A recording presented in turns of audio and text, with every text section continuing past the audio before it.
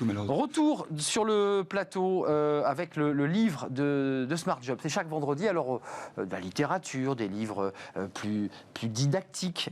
Alexandre Zermati, merci d'être avec nous. Vous êtes l'auteur de Self Manager, 5 jours pour mieux organiser son travail et profiter enfin de sa vie perso. C'est un peu le débat soulevé d'ailleurs par le télétravail, édition Erol.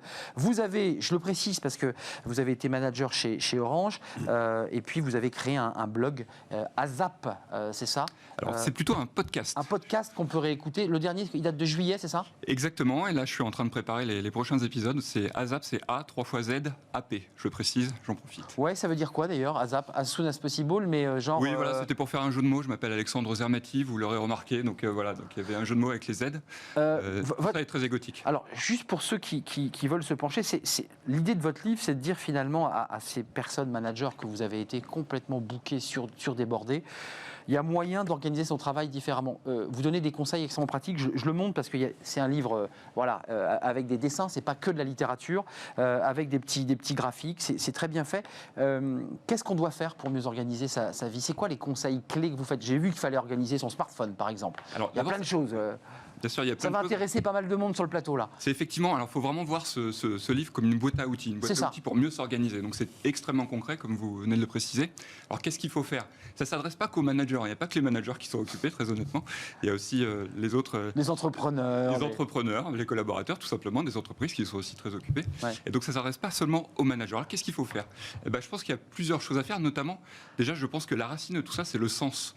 On sait qu'aujourd'hui, les gens voient moins le sens de leur travail.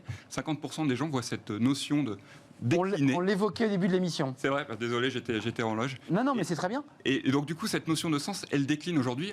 Un cinquième, je crois, des Français ne voient plus le sens à leur travail. Donc, ça, c'est vraiment très important. Et dans le livre, par exemple, j'aide les lecteurs à pouvoir finalement retrouver du sens à leur job, au travers de canevas très pratiques qu'ils peuvent remplir, mais aussi au travers de discussions qu'ils peuvent avoir avec leurs clients internes, par exemple, pour savoir ce qui peut être amélioré. Alors vous dites que le salarié est un client, c'est intéressant comme concept. Même un salarié est un client. Il faut considérer aussi le salarié comme un client de l'entreprise et donc le soigner, le servir comme un client. Exactement. En fait, on est dans intéressant, un monde, cette idée. On est dans un monde où finalement on n'arrête pas de parler de désilotage. Je voulais pas faire trop de jargon aujourd'hui. On est en silo, donc on désilote. On désilote. Donc ça veut dire quoi? Ça veut dire qu'il faut collaborer avec les autres, avec des gens qu'on ne connaît pas forcément. Et donc ça, c'est pas si facile. D'ailleurs, 4 Français sur 10 nous disent que finalement, la collaboration au sein de leur entreprise est pas top, quoi. Ils sont pas très contents, globalement. Et donc, c'est là où il faut trouver des outils pour mieux collaborer avec les autres. Et donc, par exemple, faire des réunions plus efficaces. Donc là, je donne par exemple une technique qui consiste à évaluer ses propres réunions au travers de ce qu'on appelle un ROTI. Alors c'est le ROTI, c'est pas le ROTI. Mais c'est pas un ROTI, ouais, j'ai vu. Attention, je vais parler anglais, c'est le Return on Time Invested. D'accord. Et en fait, il s'agit de noter, d'évaluer, de faire évaluer par les gens qui assistent à votre réunion, de la faire évaluer par les gens qui y assistent. Ouais, c'est aussi une méthode japonaise où parfois on évalue son manager. Le manager dit comment vous m'évaluez? Moi, je viens de vous évaluer, évaluez-moi. Exactement. C'est pas si simple d'ailleurs d'évaluer son propre manager. C'est pas si simple. Et donc voilà, il y a notamment un expert qui s'appelle Louis Vareille, que je salue d'ailleurs au passage, et qui nous donne ce conseil dans le livre. Il y a préparer sa réunion, il y a la manière de l'animer, et vous parlez même du casting qui est nécessaire pour une réunion efficace. C'est-à-dire que vous dites alors lui il me plaît pas, je le prends pas, lui je l'aime bien. Non, je vous taquine. Hein. C'est tout le contraire. Déjà, on n'a pas forcément le choix des affinités avec les gens qu'on a en réunion. On ne choisit pas les gens qu'on a en réunion. Ça serait pas professionnel, entre guillemets. Non, en fait, là, l'idée, c'est moins le casting que les rôles, ce qu'on appelle les rôles. C'est-à-dire de se dire, d'être bien conscient que dans une réunion, il y a plusieurs rôles pour que ça soit efficace. Donc on le théâtralise un peu, chacun a son rôle. C'est exactement ça. Ouais, c'est exactement ça, j'aurais pas dit mieux. C'est-à-dire qu'il y a un facilitateur, c'est-à-dire quelqu'un qui va être là pour justement un peu ce que vous faites aujourd'hui finalement, pour aboutir à l'objectif de la réunion. Faire accoucher, quoi. Exactement, faire accoucher. Il va y avoir également un secrétaire qui va être là pour noter ce qui se dit, ou en tout cas les points d'action, par exemple. Bien sûr. Et puis il y a les participants, naturellement.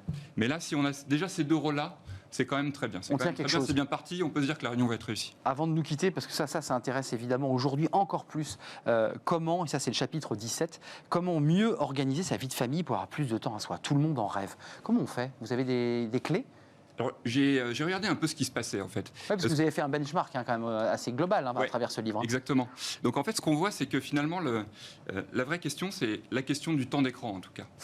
C'est-à-dire qu'on a on a augmenté de 50% notre temps d'écran en 10 ans. C'est effrayant quand on reçoit la notification. On passe 5 heures, et c'est des chiffres qui sont peut-être déjà un petit peu anciens, 5 heures sur son smartphone. C'est énorme. 5 heures sur un écran tous les jours. Par jour. Hein. Par jour, exactement. Et donc si on réussit à passer moins de temps sur ces écrans, on va certes se déconnecter un petit peu de ses contacts, mais se reconnecter à ses proches. Et c'est vraiment ça l'idée de ce chapitre que vous évoquez à l'instant. Donc vous nous dites, vous le mettez dans la poche, comme vous expliquez d'ailleurs qu'il faut ranger les réseaux sociaux un peu cachés dans des applications. Exactement. De manière à ce que quand on l'ouvre, on n'ait pas forcément la tentation de perdre du temps ou de regarder, parce qu'on perd parfois un peu de temps à regarder tout ça. Exactement, et d'ailleurs les constructeurs de smartphones en sont bien conscients aujourd'hui et proposent des outils que je présente dans mon livre. Désintoxiquez-vous, apprenez avec des éléments pratiques, parce qu'il y a même des copies d'écran, on voit vraiment, vous nous prenez par la main. C'est la boîte à outils pratique. Alexandre Zermati, chez Erol, Self Manager 5 jours pour mieux organiser son travail. Merci d'être venu sur le plateau du livre de Smart Job. C'est la fin, je remercie toute l'équipe, comme je le fais chaque jour, Fanny Griesmer encore plus, et les équipes techniques, tous les invités qui viennent m'accompagner dans ces débats et ces émissions. On se retrouve lundi évidemment pour de nouvelles aventures, à la rencontre de nouveaux invités, de nouveaux entrepreneurs. Portez-vous bien, bon week-end, à bientôt.